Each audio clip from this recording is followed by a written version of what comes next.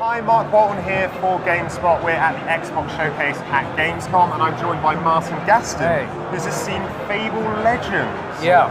Tell us about Fable Legends, just announced right here. Now, this is one of those games, they announced it just over there with a CG trailer, which is difficult, and they also announced it with absolutely no information on basically what it was.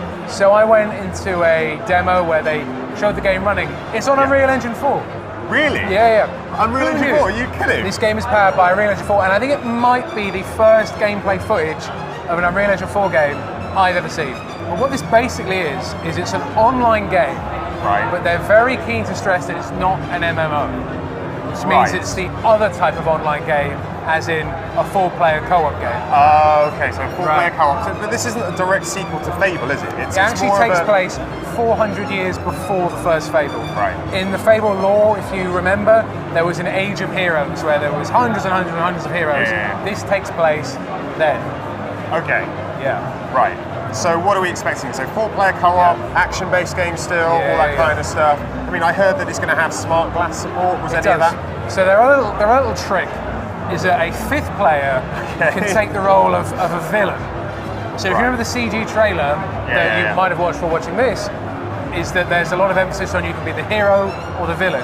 They're making that a bit more literal, so that you either play as a hero or you play as the villain. There's no like moral choice. There's no moral choice system as such. They wouldn't talk to me about moral choices and stuff right now. But so basically, a fifth player takes the role of a villain, and they become like a dungeon master. It's a top-down perspective, which you can use with smartglass as well if you've got the tablet. But basically, the way it works is that the villain looks down the whole level, and he can set monsters to attack, he can set traps, he can set up ambushes, he can tell the monsters which of the four heroes to attack. So it becomes more sort of, I guess that's kind of more tabletop RPG, so there's a sense of that to it. And what was your impression then? I mean, you only had a very brief look, but you kind of excited by this? It could work.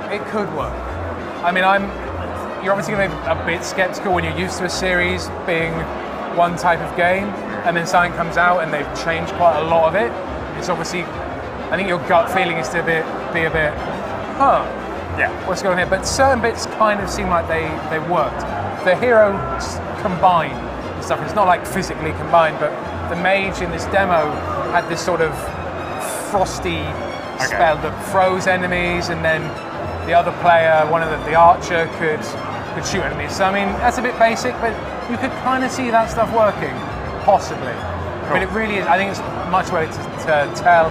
And even Lionhead said this game is a long way off. And this isn't so it's not a launch title. Let's just get out of the way, not a launch title. This game is a long way from being done. All right, well, thank you very much, Martin Gaston. That was Fable Legends. And if you want to check out more from Gamescom, head over to GameSpot.com.